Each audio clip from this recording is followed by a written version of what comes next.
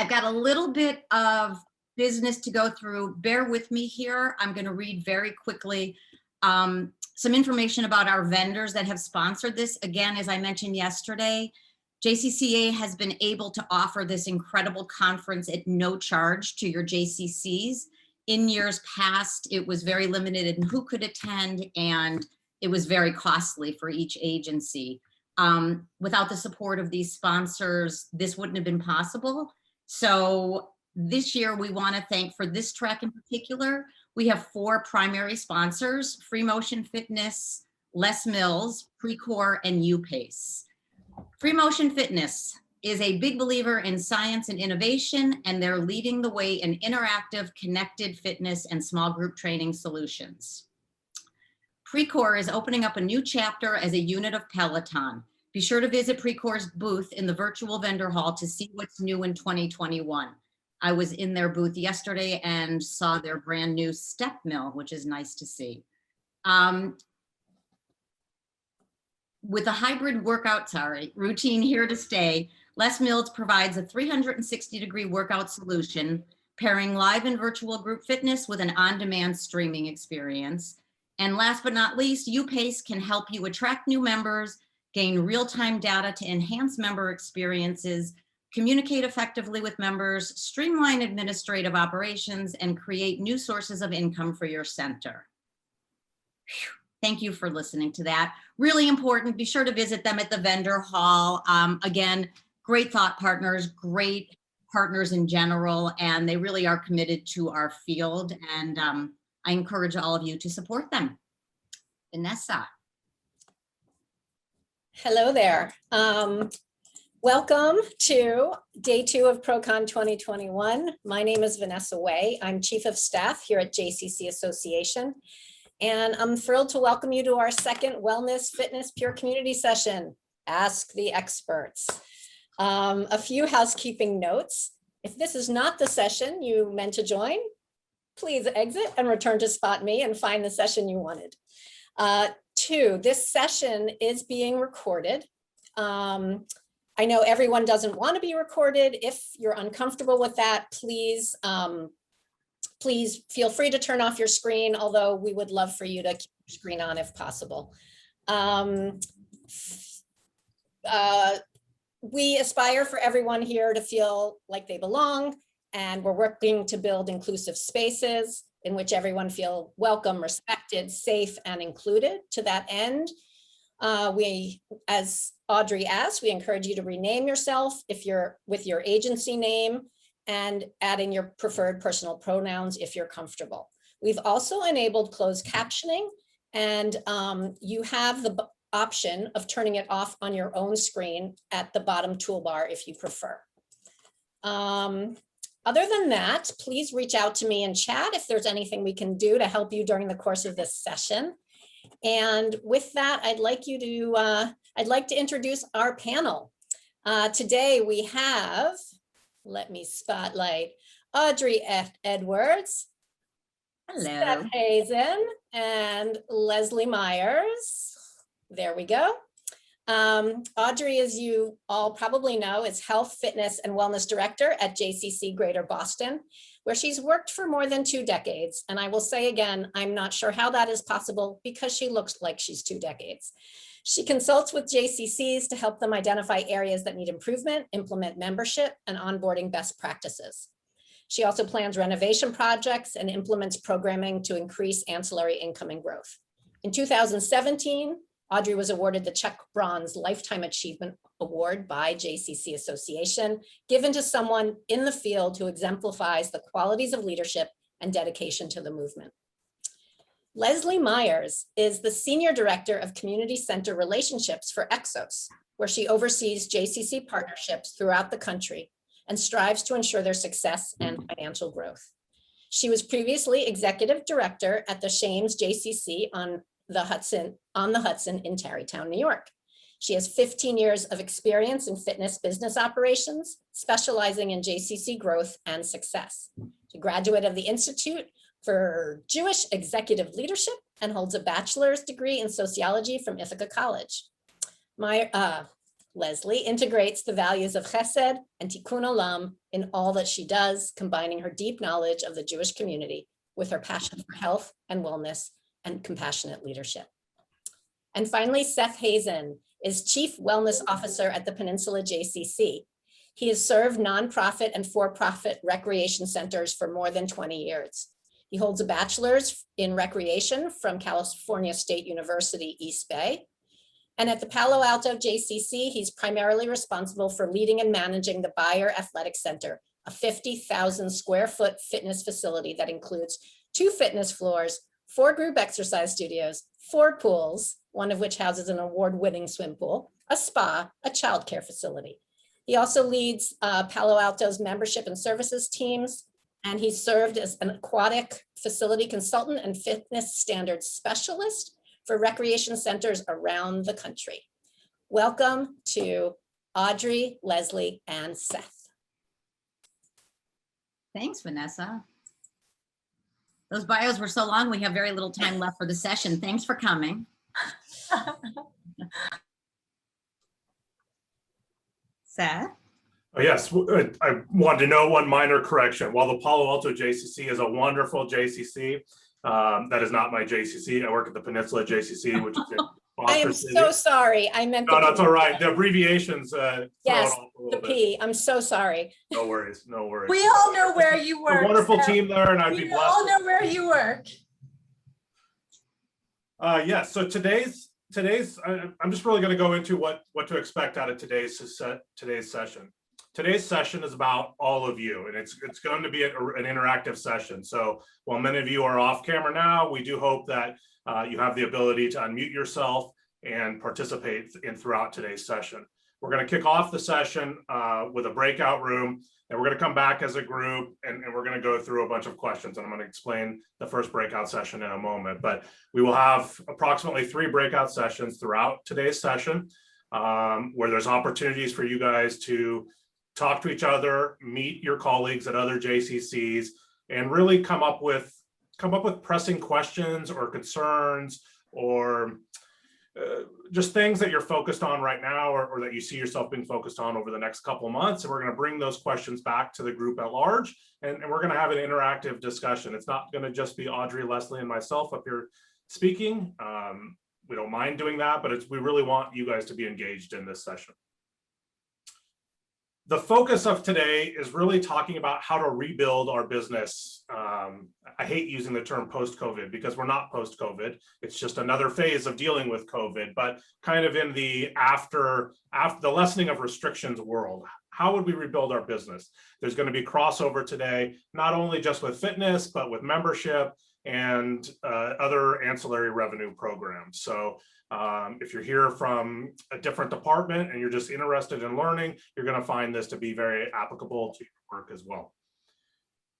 In the first breakout session, which you guys are all going to go to in just a couple of moments, we ask that you engage with your colleagues, you introduce yourself, what JCC you're from, what role you're in at that JCC, and then you're going to have a few minutes as a group to come up with questions that you would like to bring back to us as your presenters, but also our group at large. And so to kind of handle, there's a lot of people on this call to kind of handle all the questions. We do ask that you identify one person from your group to kind of make notes, write down the questions, and then that person will share on your group's behalf. Anything to add, Audrey or Leslie?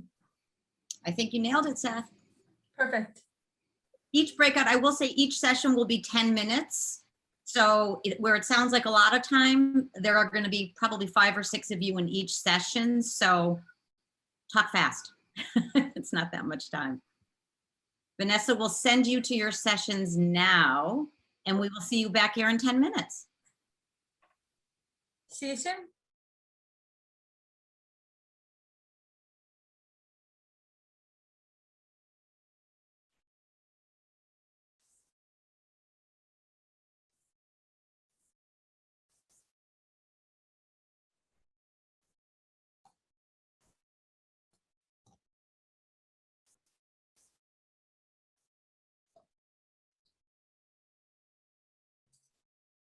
Did Audrey get put into a breakout room?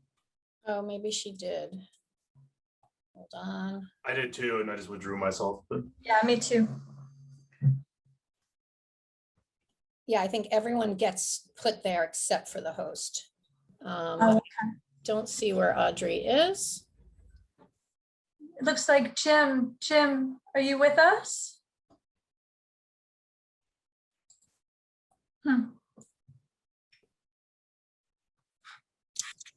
And I'm not able to put Jim in a room, so maybe it's by phone, I'm not sure.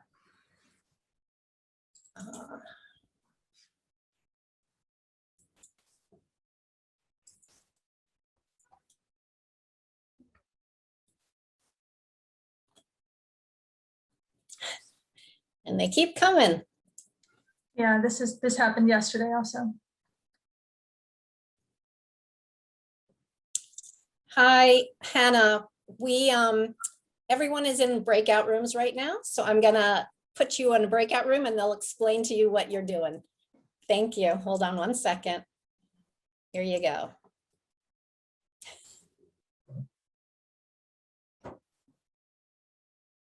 I don't know where Audrey went. I don't see. I've been scrolling through it. I can't even, oh, there she is. She's in room 15. Okay, so, oh, she might not be able to leave. Okay, I'm gonna move her to the main session. Let's see what happens.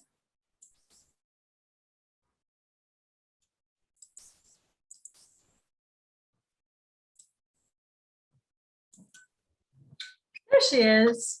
Well, welcome back, Audrey. You're on mute. You're on mute. You're on mute, Audrey. I was just texting you, Vanessa. Trying to get out of the room. I was. I couldn't find you at first. I was trying to find what room you were in. I was so surprised to be there. I was like, okay, I'm just observing. You guys go. Wait, I just hit leave room. Like as soon as I got put in, which we should know for next time, I just hit leave room when it came up. Oh, I was looking for a leave room. I couldn't Didn't find see it. You couldn't find it. Seth, I'm so sorry. No, no worries at all. I really apologize. No, I don't, they're our neighbor. They're right down the street. It's not a big deal. Just, there's about 3 of them that work there on the call. So I wanted to clarify. Hey, Mike. How you doing? I'm good. I'm good. Good.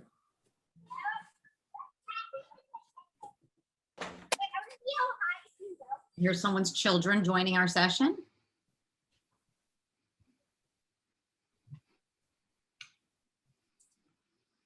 We need more of that sound. Yes, we do. Oh, Carmen. Look at that baby. Oh my gosh. Want to eat, everyone. He's delicious. I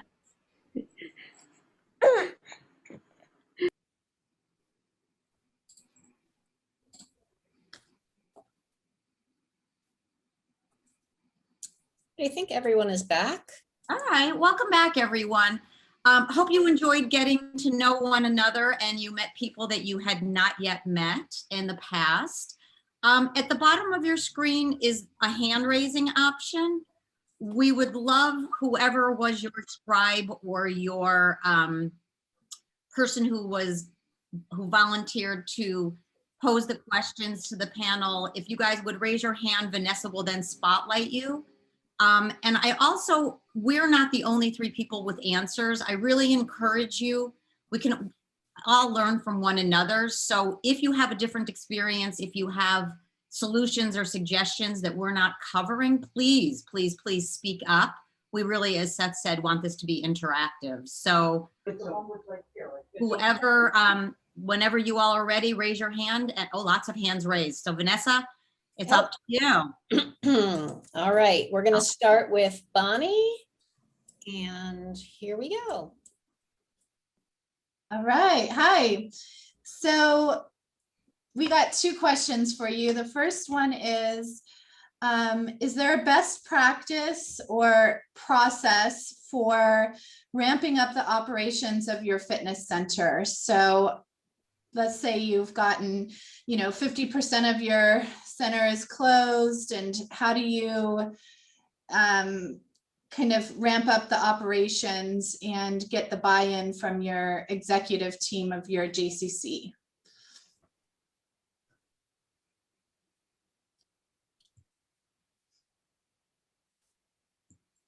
I'm going to ask a question for the three of us to be quiet. I'm wondering if Leslie and Seth have this. The buy-in, I'm a little confused by your question. So programmatically, you're curious how to ramp up the business, and the executive team isn't necessarily on board with that, or do you need, I'm confused.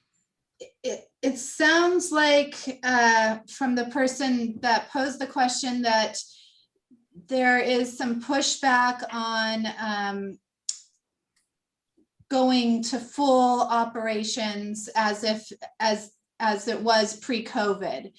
And they're looking for some help on best practices to sort of make that case. I hope I'm saying this correctly. But also if there's just been like a process that has worked really well for somebody for getting back to full operations, that would be wonderful to hear. Yeah, I mean, I can just jump in and just say a couple of quick things. Look, I think that we all want a magic solution. We all want the crystal ball. We all want to know exactly how to do it and the percentages to use. I know that many of us are looking at budgets right now. A lot of the JCCs that I'm working with, they want conservative, real, true, tried and true budgets with key assumptions that we've identified as fitness specialists that we can prove against, that we can really have a clear direction to get to that success. We are, in a lot of my sites, we're not expecting to get back to those pre-COVID numbers in this next fiscal year. We're thinking it's going to take 18 months, maybe even take longer than that.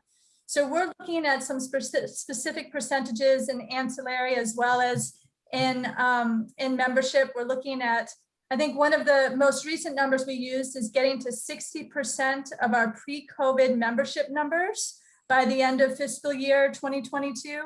And looking at an 8 to 10% increase in PT ancillary month over month as we rebuild, but that doesn't get us back to 100%. That gets us back to wherever we are, so those are some of the key KPIs and metrics that we're looking at. Seth and Audrey? Similarly, we're looking at kind of a very long-term plan in getting back to kind of normal pre-COVID levels, and our time frame is a little bit longer than what Leslie shared. We're really looking at almost 3 years before we expect any of our numbers to return to normal, but that's more of a reflection of our state. California has been very severe in their restrictions. We've only been open, well, now we've been open 5 months out of the last 15, but that's closed for a very significant period of time. And our membership nosedived to below 20% of what it was pre-COVID. So we have a much bigger gap to get to the end of this year. We're looking at 50%. The year after, we're looking at 75%. And then the year after, hopefully back to 100% in normal operations. So the concerns from your exec team are valid. Again, it's going to differ from state to state. Some states have been open this whole time, and their guidelines and their policies are much less restrictive. All I can really speak to is my experience here in California. The way I've presented our plans is literally to go through every aspect of our facility and our programs and fitness in very specifically, going through our fitness floor plan, how to bring back programs in a safe manner with restrictions, and showing our exec team how we can generate revenue, right? Revenue is really kind of the most important thing for most of us right now. And so I think you can win most execs over by showing them this is what we can do in a safe manner. And this is the amount of revenue that we can generate doing it in a safe manner, and coming up with a real clear plan for that. And I'll just throw in, for whoever it is, Bonnie, we're similar to Leslie. I think Boston is looking at about an 18-month gap until we see some semblance of normalcy around increasing ancillary and keeping the members who are there. Most JCCs are running limited hours. I'll give you an example. Boston is not open on Fridays. We are Monday through Thursday, Saturday, Sunday, all limited hours.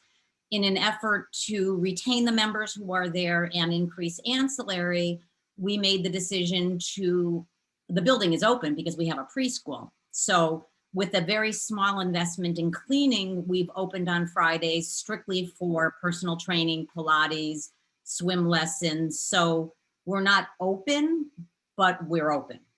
So we see that as a way of kind of starting to inch a little bit of our ancillary revenue up while still controlling costs and the investment in staff. And I'm Carly from the JCC of Columbus. I just have a comment on that. One thing I've learned as a director is the board members at my JCC have a very big influence. I don't know if that's across the board, the executive team. So having some of those people as your fans will help you tremendously. Making sure that your trainers train the board members and that you have a good relationship with them. If you feel like you have, there's things that they want, or you feel like you have a great idea, having them as a cheerleader for you can help you a lot when it comes to the executive team. And it could be just JCC to JCC, but that they have a huge influence on what our executive board has a lot of power. So they have a huge influence on what direction our business goes. Great feedback. Just building what Audrey said, I mean, there's a lot of scenarios you could spin off there. If your exec is super concerned about opening and your facility isn't open right now, maybe you're just bringing in personal training or semi-private personal training, and that's it. So you have limited staff in the building, you have a personal trainer, maybe one other staff person for safety procedures, and you're just bringing in clients for right now. But that's a way to bring in revenue that doesn't exist right now. I mean, I would think most execs or most supervisors would be very supportive of that. So and that's how we started. Yeah, but finding out what the key concern is, Seth, is important, right? You said is important. Finding out what the key concern is and that concern. Right. Let's move on to Mark from Orange County. Yeah, hello. All right, so we talked about how during COVID and when the doors closed and we weren't able to offer all the stuff that we had been able to offer, some of our trainers, this was kind of across the board, some of our trainers had taken on their clients outside of the JCC. And these are members that either continue to pay or stopped the membership, and they were getting trained outside the J. And a lot of us understood that this is not, while it used to be black and white, this was a big no-no. Now this is their livelihood, and we have to understand that, and we kind of turned a blind eye to it. For us in Orange County, as we enter this orange phase and we are basically back open and are offering all of the same stuff that we offered pre-COVID, we have now made the decision that, okay, they need to come back. I personally had a meeting with all my staff and said, this has to come to an end starting ASAP. There are some other JCCs out there that in our conversation that tried to do this with their executive team, and the executives were like, this is a tough area. We're not going to go there. We're just going to let it go and hope that they come back. So I kind of wanted to hear what your thoughts are. I know every state has different laws and what you can say they have to do versus what is optional and all that stuff. So I kind of wanted to hear your thoughts on how to approach this and get the business back to the JCC.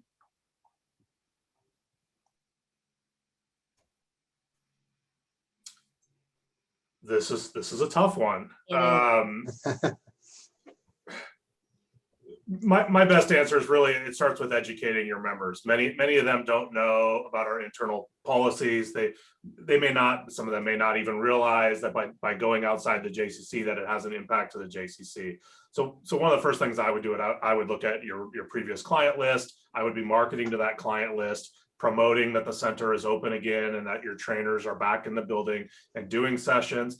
I would also use that time to highlight who you have for trainers. I don't know about you, but we went from a team of 17 to 5 right now. So, I mean, we've been really, really limited in staff, and our members don't know that. So by promoting who we have on site, that kind of raises some red flags for people as well. And then I would just directly market to your PT clients and inform them that we're back and open, come into the center, we have these spaces, and really focus on your safety procedures around that to build confidence. Yeah, I've heard this a lot in the field, along with the fact that people are really struggling and having a hard time hiring trainers because most of them are living on their own or they're training their clients at parks. I think as an industry and in our field, we really have to reevaluate how we hire, who we hire, how we pay. Is our pay structure still fair? Does it still match what the trainers' needs are today? I think we're very different than we were pre-COVID. And we can't hold the trainers hostage anymore. I mean, Greater Boston has been very fortunate. We don't have this problem. I think in large part, I would recommend rebuilding a team. I think part of the success and part of the reason we didn't have a major loss like that is the culture in our building, the value we place on the trainers. We don't have any full-time trainers in Greater Boston, but they are a part of the team. They are included in everything that is staff related. They're valued and they know it. And I mean, as an example, we have two trainers, two of our busier trainers who still are not back in the building, who are training virtually for us and have been through the entire pandemic. Totally could have taken our members out on their own and verbalized that they wouldn't do that because they're a part of our family. So I don't know that I can solve or have an answer for what has happened, but maybe moving forward, we can create a different culture, perhaps look at pay and stop it from happening moving forward. Yeah, and I'm going to take a blended approach from these guys. I mean, first of all, this is a huge opportunity to communicate to your members that you are more than just a fitness center. You're a JCC that has values and a mission and a larger purpose in the world than just this one transactional relationship. I mean, I think that there's an opportunity to communicate to the members that being a part of the JCC can be so much more. Not that being, having that relationship with your trainer is so important, but it can be so much more and connect on so many other different levels. The other thing is, and I'm just going to throw this out, and it might be kind of radical, but like these are the questions that we're asking. We're thinking about incentivizing trainers to come back. We're thinking about creating personal training open hours for them to pay some sort of fee to the JCC to train their staff there. I mean, these are kind of out of the box ideas, but look, nothing's off the table right now. In some of our sites, similar to Seth, we've gone from 20 personal trainers down to 4, and they're not excited to come back.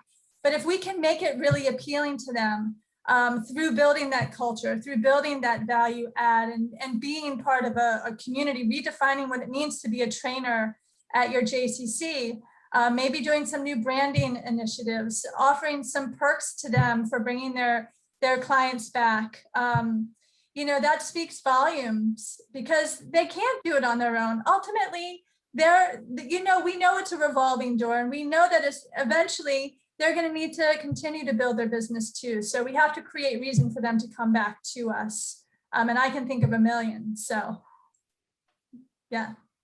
I can just add to that. At our site in New York City, it's all about the trainers, obviously, as is across the board. And so much of the clients are going to piggyback of what the trainers do and what their communication is to them. So if they're on board with you, it's helpful. From our perspective, they were on board right away. And during the pandemic, they were doing a lot of virtual stuff. And I think to Audrey's point, it stayed with us because they wanted to stay with us. But once we started doing more and what we're calling it in person, whether it's in the gym or in the park, in-person training, we communicated them that in-person training needed to be back at full rate. They needed to unfreeze their membership. So we were using them as that salesperson to help us bring members back into our community. And it worked. We've had a lot of our members through training unfreeze and come back to the center just because they wanted that in-person moment with their trainer, and our trainers were on board and supporting our initiative. So again, having the trainers support your mission and being on the same page is so important. Absolutely. Thanks, Mike. Yeah, I was gonna say too, there's opportunities here to help support your team. Many of your trainers probably lost clients during this time period as well, and maybe they're working less hours than they were before, and they're looking for other jobs. And we've tried to support our team by offering floor hours. We increased our floor hour rates to help balance some of that loss of revenue that they typically see. We have more trainers doing what we call fit orientations, which is our new member orientation. to help rebuild their clientele. So anything that you can do as a supervisor to help your team get engaged and get new clients and build their hours and their money back up, the more likely they are to come back. So I'm just curious, Seth. My name is Elsie Bennett. I'm from Long Beach, California. So I am in California, Seth. Because I tried that to incentivize our trainers to take on extra floor shifts and floor hours. Because what I'm experiencing is that during the pandemic, a lot of them started training in the parks, virtually on their own. And they pretty much said to me when we reopened our facility, they pretty much said, I wasn't even thinking about coming back to the J because, I'm making way more, right, than I was making at the J. So for the ones that did decide to come back, we had 12 trainers, 3 decided to come back. So I have 3 trainers on staff right now. But for those 3 that came back, they just came back and they're working about 3 hours a day. That's it. And they're leaving and they've got their own clients. So I kind of feel they're at the J still just again for marketing purposes, right? Because some of our clients that they do have outside of the J are some of our members. And I reached out to those members just to let them know that, hey, we had reopened our doors and you can come back and train with that same trainer at our organization. But the client's response to me then was, well, you guys don't have the showers open and, you don't have this open and that open. And I'm just not happy with the way you guys have reopened. So I'm just going to keep doing what I'm doing and it works for me. So we lost them as members and they stayed with the trainers at the park or whatnot virtually, right? And I'm also having these issues with instructors as well, to where here we were on the verge of creating an on-demand video library. And just last week, recently, my instructors said to me, and again, I'm talking about 5 instructors that I kept on staff. We had about maybe 26, so 5 of them stayed on during the pandemic and they did virtual classes. But now my instructors are saying to me, we don't want to be recorded unless you're going to pay me way more than I'm being paid right now. And so obviously because of budgets, constraints and whatnot, we can't afford to pay them that much. So I went back to them and said, no, we can't. That's after meeting with my executive committee that we can't afford to pay them what they're asking for. Then they pretty much said last week, well, I'm going to quit. If you're saying that you have to record my classes, because we were going to start to bring in-person classes and have those classes recorded and offer them virtually live and then recorded as well for our on-demand library. My instructors point blank said, well, I'm going to quit if that's what if you guys can't afford to pay me anymore. So personally, this is where we're at. So I'm just looking for some ideas, some thoughts. We're in the process of rehiring. We have ads placed out there, but I'm not getting anyone that's applying. And if I do, for the potential, ones that are applying that I'm interviewing and what they're asking for, it's out of our budget. So any ideas would work. And that's just for me personally, and then I was in group 11 and I know my group 11 that I was in, they were also looking for ideas. We talked a whole lot about programmings. What can we create that again, are gonna generate some form of revenue? We're all in a unprecedented situation and it's really difficult to predict the future, just the way this coronavirus has gone in waves. But when I hear what you're saying, I think it's a good opportunity to rebuild your business. I think it's an opportunity to rebuild your brand, to maybe attack all of the new people who are going to be slowly trickling in over the next few months and maybe years. And that includes staff. So I don't think it's ever a good thing to lose a trainer or an instructor who brings in revenue and who has that amazing relationship. That's a tough loss. But let's call it good turnover to a degree, because they didn't want to come back. And with all of the unemployed trainers, at least where I live in Toronto, everything's been locked down for months. So no gyms are operating anywhere. So I would see it as an opportunity to maybe recruit from new talent. Maybe someone at the local gym is looking for a change, or maybe you have an opportunity to bring new people in and new members in. And but like Seth said, our big thing is getting as many people enrolled in our Fit Start program as possible.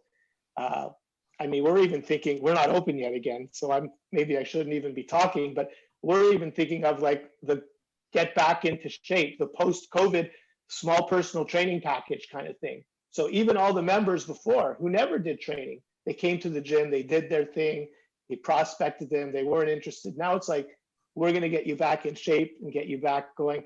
So like all of these things, it's almost like a new beginning, take a sigh of relief.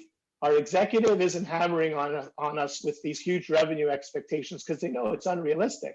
So in that regard, it's like, okay, phew, I could sit down, do it right, rebrand, restart. I'm not expected to bring in 100,000 a month tomorrow. And slowly, with a positive attitude and rebuilding the right team, I think it's a possibility to not only meet, but exceed over the next 12 to 18 months what you may have done before. I think you're spot on, Jay. Yeah, Yeah. I think you might want to start looking at, we talk a lot about onboarding. Seth called it his, I forgot. Yeah, we call them fit plans. I would look at hiring young trainers, bringing people who want to be there, you can grow, you can train in the culture of your agency. Who want, a good trainer should want the floor shifts, should want to be doing the onboarding sessions, should be able to convert new members into clients. So you might have to, as Jay said, just refresh, start over. And also, I think Audrey touched on it earlier too, but this isn't an opportunity to look at both what we're charging for personal training, but also what we're paying trainers for personal training. It has changed. If you were paying 50% before, maybe you need to pay 60%, and maybe you need to raise the fees to offset that, because they are expecting more right now, and that is something we're still in the process of looking at. But I think that's a valid question and a valid point. Right. One other quick thing is the time of year we're in right now is all of the college and universities are finishing their semesters. We have a phenomenal relationship with some local colleges, and we have internship programs. They actually work for free, which is amazing. And then we hire the good ones. So if you don't already have that relationship, there's so many students graduating like now over the next few weeks that are going to be looking for work, and they'll be happy to work on the floor, and they'll be happy to get personal training clientele, I believe. Yeah, I was just going to say, startup mentality 100%. And I think that, someone put a question in the chat about how do we compete with other places that are also looking for trainers.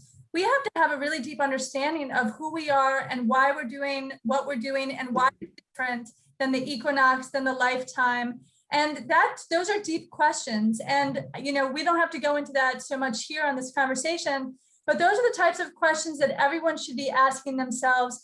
And go back to your leadership, go back to the mission and values of your agency, go back to the why JCCs are different, and create your own value proposition that goes for your staff, that goes for your members. It's across the board. Why train at the JCC is an important question that everyone should have the answer to.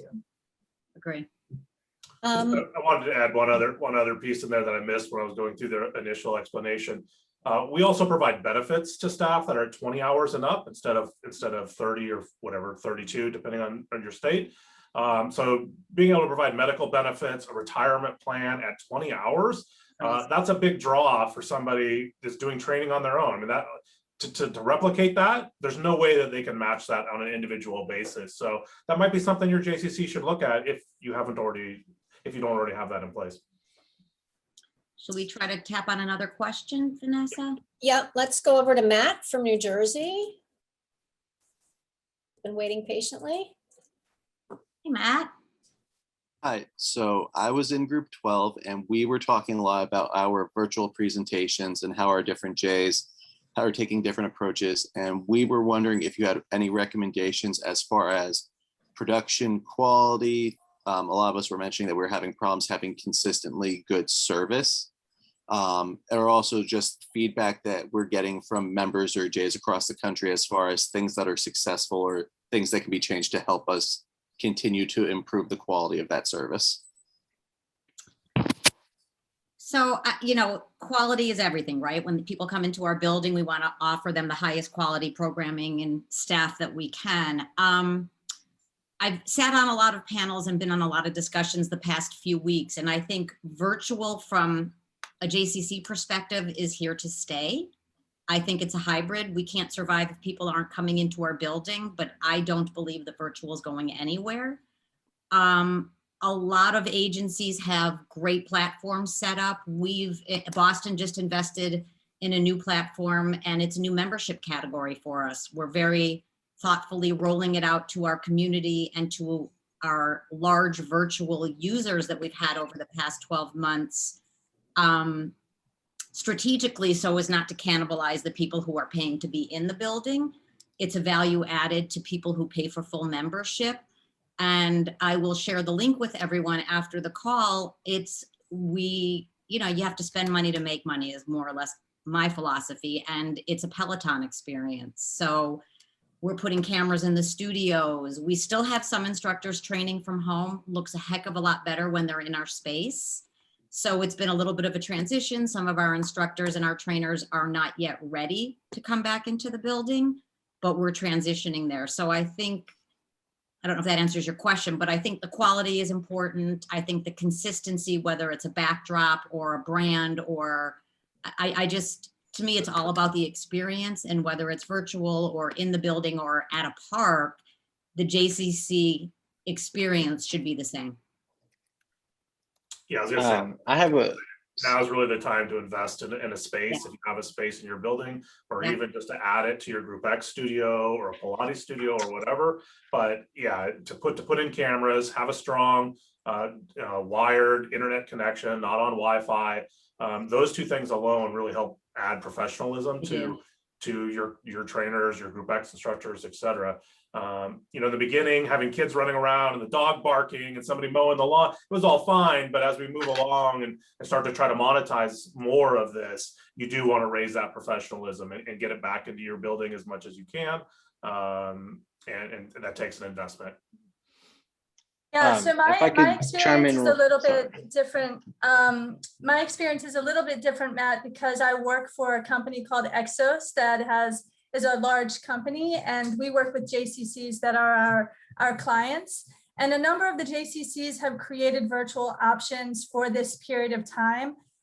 But because I have the fortune of working with a larger company, we have ideas and have access to information and technology that might be able to be better of service for the JCCs that we work with. So I know that, different JCCs have different temporary solutions. Some are looking to do virtual, but I would say that until there is an excellent or an exceptional virtual offering, many are continuing to focus on the in-person and getting back to in-person and that high touch, because it's, in some perspectives, it's better not to do it than to do it and to not do it well. The only other thing that I would say is, if you are a smaller JCC and you don't have access to the funds, partner with another JCC that does. Connect with the Boston, connect with the 92nd Street Y, connect with the JCC Manhattan that might have better resources, and see if you can connect with them, which is something that we were doing when I was with Shames. We were doing that, we were looking at virtual camp options when this whole thing first started, and how could we connect with other JCs to create a collaborative virtual camp option. So partner with other agencies that have access to resources that you might not have. Great, thank you. May I say something real quick here? Hi, I'm Lauren from JCC Rockland, and I private messaged Matt, but I don't know if others would be interested. We're very lucky that we had a system in place that we could just go. We use TechnoGym. But the piece that was missing was the AV piece. And this took months of research. And we found a vendor in New Jersey that basically, it looks like R2D2, like he built this thing. And what it does is it gives you that Peloton quality. It really does. It's what it does is it balances the sound from the music and the instructor, so that you can hear the music playing and the instructor balanced. It sounds simple, but it's not. So I can maybe get that to Audrey, that vendor, to share out. They did tell me they could ship it anywhere. They were a pleasure to work with. Cost-wise, we did have to spend some money on it. That whole system, because we didn't really have, you just need your existing stereo system, like a regular stereo system you use for Group X. It hooks up to that. It was less than $2,000. Wow. And it's on wheels, so it could go wherever. So Matt, I'll definitely send you that, but if anyone else wants, I can Please I share. can share with You the can send group, out a and listserv as well. So. I have to like look it up in my contacts, so I Great. don't want to do it right now, but. David Atherton wanted to chime in. Yeah, sorry. So I just wanted to give my perspective on this because working with the JCC and the sports and fitness department, I'm also a professional videographer. So when the pandemic hit, that wasn't a role that I was working in the JCC at the time. And I told them, I said, while we're closed, if there's any way I can help in this way, let me know, because, this is what my education is in, and my, outside of the J work is all in film and video. So what I'll say is that what we were able to do is we have virtual content for group fitness as the primary virtual content, but we also have sports virtual content. Our early childhood education has virtual content.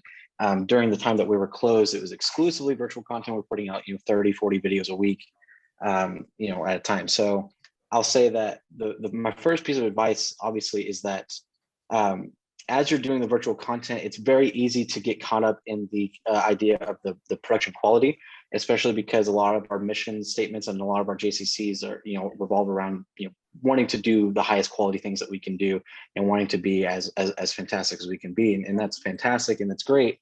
But it's important that as you're going to focus on the analytics, whatever you're publishing, whether you're publishing through, something like Vimeo, if you partnered with, a media company, or even if you're doing YouTube, Facebook, something like that, is pay attention to your analytics for the client base that you have. Because something that we discovered was that we had a mixture of very professionally shot lighting and editing for some of the videos that we did, where I produced these videos, and some of them were Zoom videos or phone camera videos that instructors or whoever would make on their own. What we learned through the analytics is that people weren't deciding what they were going to watch or how long they were going to watch something based on the quality of the video. It was based on the quality of the class and the quality of the instructor themselves. So pay attention to who your stars are, who deserves to be on camera, who are people watching, because what we've done now is almost all of our virtual classes are hybrid classes. So people can take it in person, but it's also being filmed and it's being live streamed, for the people at home. And so what that's done for us is it's allowed us to understand better that, again, people, what exactly is it that people are going to watch? Why are people tuning out? Why are people tuning in? And then my advice for increasing your quality is, obviously you can investments into a space is great. Even if that means if you have a space where you're already doing group fitness, investing into that space, just not to convert it entirely to a studio, but to add wired connections, Ethernet connections for live streaming is extremely important.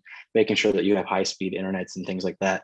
Also making sure, we had a big issue when we first started with copyrighted music. Coming from the film industry, understanding that the copyrighted music that we were using, it was going to get muted, it was going to be removed. And if anybody knows anything about group fitness, music is extremely important for those classes.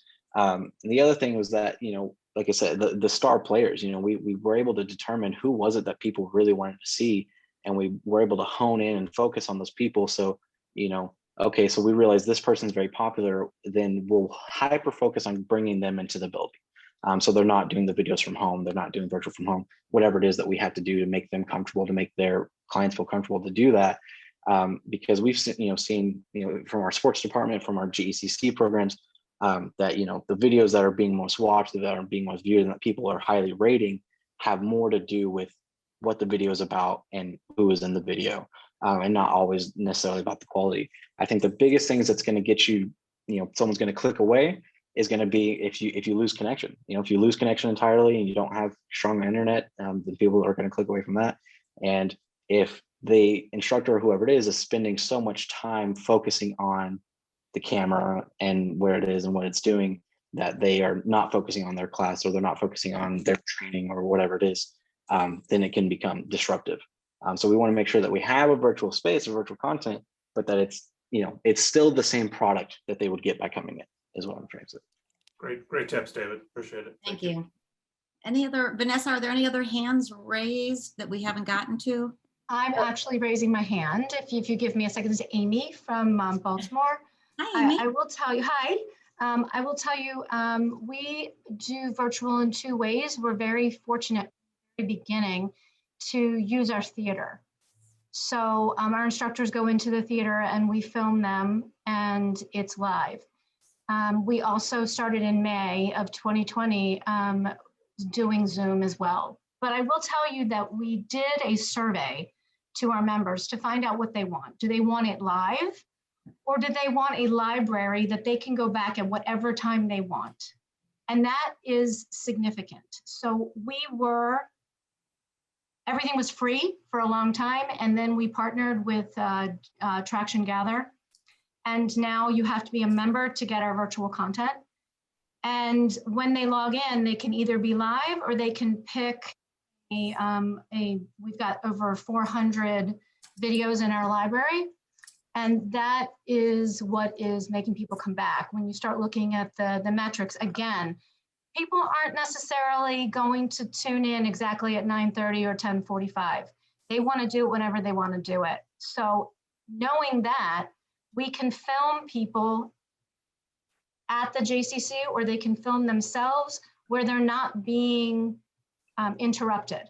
And then they have a better sound. They can put on our microphone. Our issue about doing live right now and filming it is that we have to be in masks. So we really don't want to film our classes where our instructors and everybody in that class is masked during exercise. So we're doing them outside of that time. And we let people are volunteering to do a class here and there. And we asked our members what kind of formats they want. Because we got a lot of different formats out there. And I'll ask Serena if you have anything to add.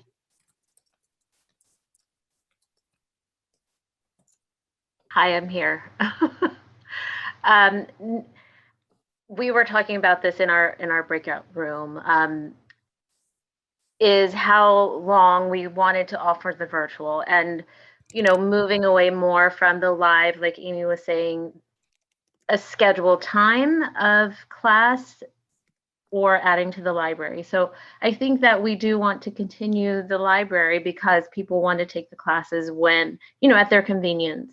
But the struggle we have is the quality. So our instructors are great. Sometimes the studio space that they're in is not the best or their quality is not the best. So, it's just balancing that out and just got some great tips on, making it more uniform. So that's all I have to add. I think that we've gotten a lot of great information from, just the last few speakers. I think, just to wrap this so we can, I know Amy Dow texted me privately. She's been raising her hand, but it's not working.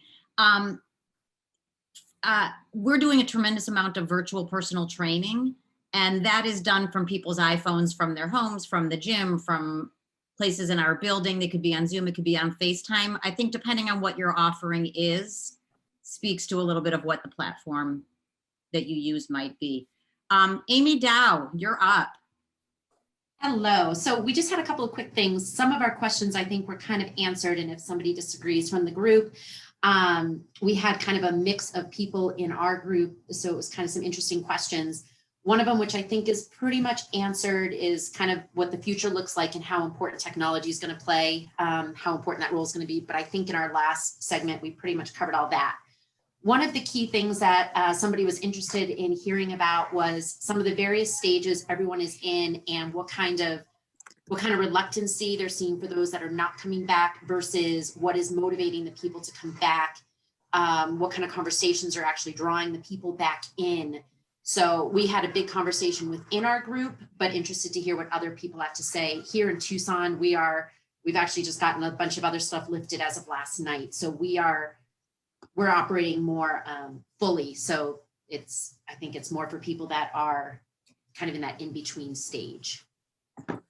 Yeah, I can just jump in, and maybe this is what vaccinations are a huge key trigger point for getting people to come back to a lot of our JCCs.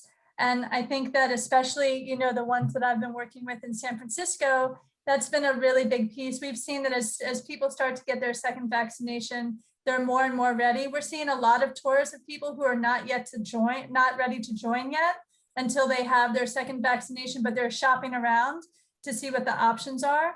And then when we've surveyed a lot of our members on hold, it's the same sort of thing. They're just not ready yet, but they're not ready to cancel. They're just not ready to come back in the doors yet. So I think that that's still, at least what I'm seeing, a very critical piece of the puzzle, is that as more people have access to vaccinations and as more people get vaccinated, we'll continue to see the business build back. Yeah, I agree. And I think too, you know, relating back to what Leslie said in regards to a different question, is really knowing who we are and what our differentiators are and how we market ourselves and present ourselves in our communities. Someone asked in the chat earlier about if we're continuing to do reservations and if we're continuing with the cleaning protocols. My answer is yes. People are just getting out of the house. The biggest group we're seeing is seniors. It's not time to get sloppy or lazy, or we're not letting up. We want people to have the community, but also to feel safe and protected. And I think we think it's our responsibility. But I think meeting people where they are and knowing what they need, knowing who your audience is and what they need to come back. Yeah, I don't have anything to add on this one. Amy, other questions or? No, I think I've had questions from our group. Who's this?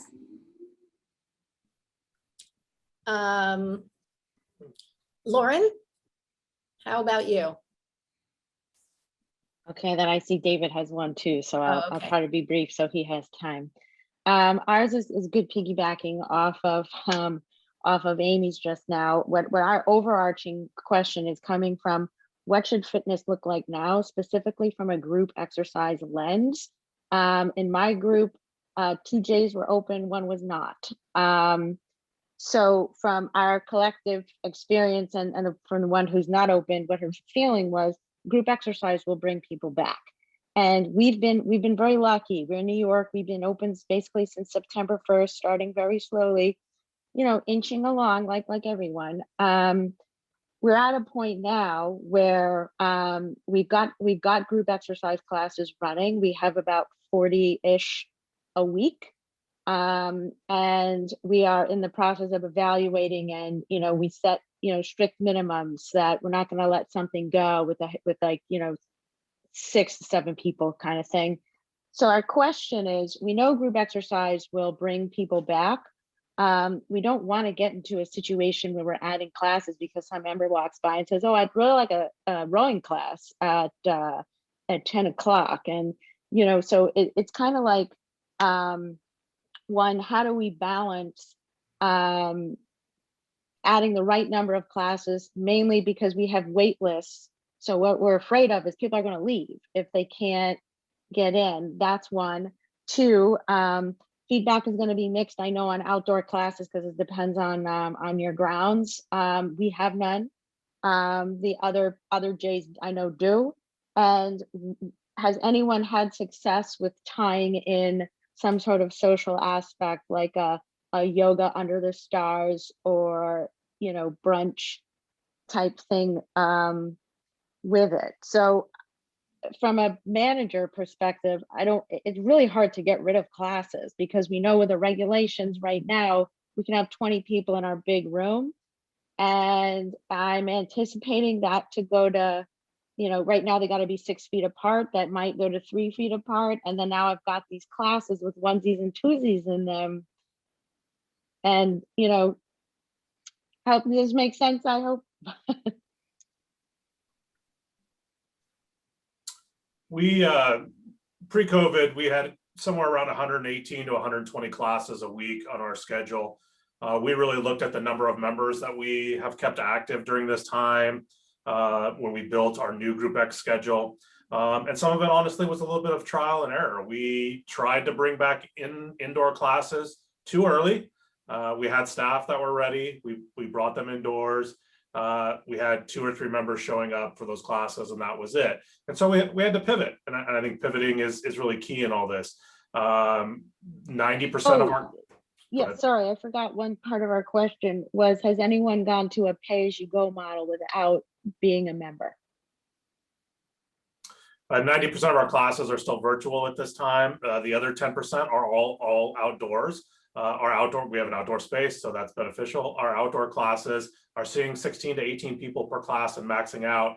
In the spaces that we have virtual, despite being virtual for a year, are still seeing 14 to 15, and some of our more popular classes are getting up to 25, 30, 35, even after a year.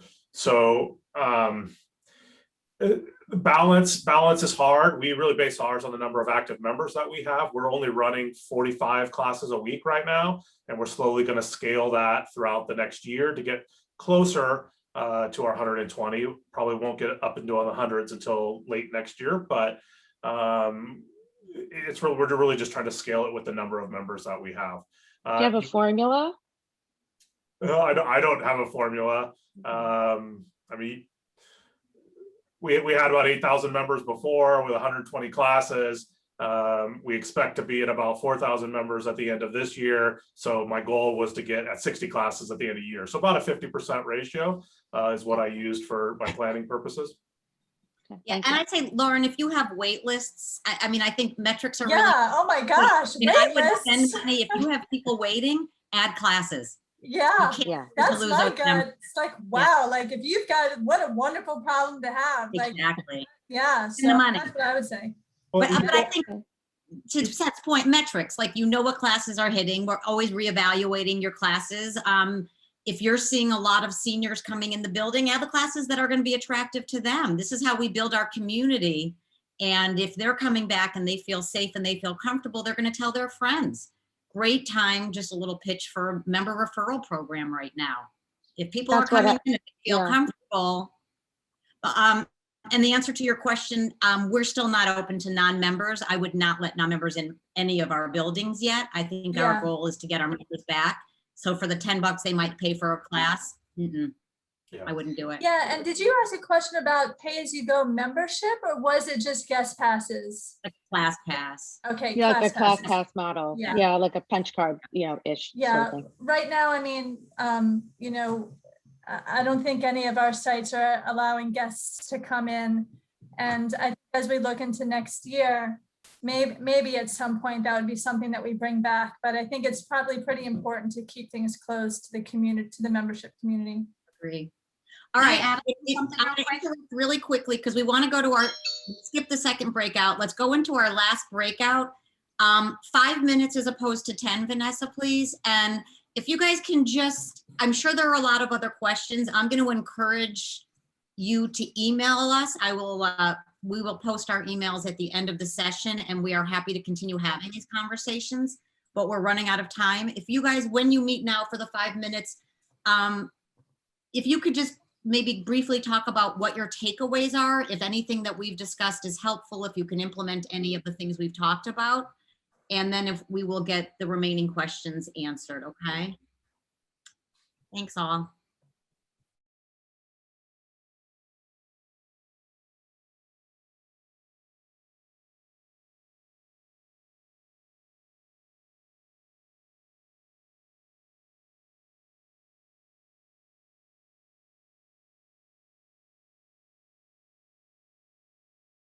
Audrey get sent again. Hopefully she can come back. She can leave the room hopefully this time. There she is. Carmen, you're sideways. Seth, I think I'm not sure if you were just talking about membership dues and fees and things like that. We're having a little bit of a issue trying to new members coming on, having to sort of bargain their way for not paying an enrollment fee, and trying to just, because we do have to have some of those fees paid, and there's a little bit of a, because this person maybe didn't pay, or seeing how they can bargain, getting that waived, and is it worth it? And maybe a certain percentage of it's waived, and but we want them to come on as a member, and so like having that balance between waiving certain things, maybe giving a little bit of a discount, but just feeling out their own individual situation. I was wondering how what you were talking about and how you sort of deal with that. Yeah, we were talking, just as people came back, we were talking about how to really sell your JCC. And it goes from not only a membership standpoint, but also personal training and group X. Like, you need everybody to be able to tell, somebody out at the grocery store or somebody coming in your front doors to really tell them what your center is about, what makes you different from Equinox or 24-hour fitness. And one of the biggest things that's universal for all of us is that member dues and the fees that they're paying for personal training are not only for those services, but they're for all these other things that they're supporting so that you can offer to the community: meals for seniors, rides for seniors to doctor's appointments, scholarships for preschool, what else? Just all the educational things that you offer for free to your community. I'm sure you all have them. We have lots of classes that we offer for free. That's what dues are paying for. People get so caught up in the bubble that I'm paying $120 to come in and use the fitness center. No, you're not. You're paying to be a member within this community, and it doesn't exist just within these walls. It exists in everything that we offer, and that's what your dues are supporting. And same goes, you can use that same spin on the enrollment fee. Yeah, and I'd just say, Jeff, I actually led a session on this yesterday for the membership team that will be posted along with all of the recordings. So if you want to just make a note, and the deck will be posted and all of that, which has some good ideas of how you can really create more value and how you can not think of the JCC as transactional relationships with your members, but to create a transformational experience. So I'm happy to talk with you more about that too. Awesome, thanks. And you're going to find, Jeff, that people always try to negotiate enrollment fees. They always try to negotiate dues. Our center always has had a very firm line on dues. We never discount our dues, but we do use our enrollment fees as part of our monthly promotions. And so, we always show people, look, it's $200 to join. We have a month-to-month membership, but it's $200 to join. But this month it's 50% off, or this month it's $75 or whatever. We use that as our kind of negotiating tool. And then there is no budge. We don't negotiate from that. It is what it is. This is what you need to pay to enroll. It covers our commissions for our sales reps, et cetera. But we don't negotiate from that. Anyone want to share takeaways or feedback? I don't want to, we've got like 5 minutes left and 4 minutes left now. Anyone have anything they'd like to share? Any questions we haven't answered that are quick? I mean, I have one thing that I want to share. I mean, Seth. It's not surprising. Most of us are extremely active in the listservs, but I'm always amazed at just about the collective knowledge that we have in our field. And it's all of you. It's this group of people. It's our fitness professionals, our membership professionals, or all the department professionals. So I just want to say that, we're up here, Audrey, Leslie, and myself have been doing a lot of the talking, but it's really about all of us. So I continue to encourage you to use the listservs. They've been very, very quiet. Almost all of them have been extremely quiet over the last few months. So don't hesitate to ask questions. There's no bad question. Don't feel embarrassed. Many of you may be new to your roles or new to your JCC. Like, ask away. There are so many colleagues that want to help and share experiences, and the listserv is the best way to do that. Wow, I think I'm going to wrap it on that. I couldn't have said it any better, Seth. Thank you. Thank you, Leslie. Guys, please don't forget that tomorrow afternoon, the vendor hall will be open. Support our vendors. If you're spending any money, please use the vendors that are supporting us. They are taking care of us. And enjoy the rest of the conference. Thank you so much for your participation, for your support. And please stay in touch. This is a great, great group. And to Seth's point, we're better as a team. Thank you all.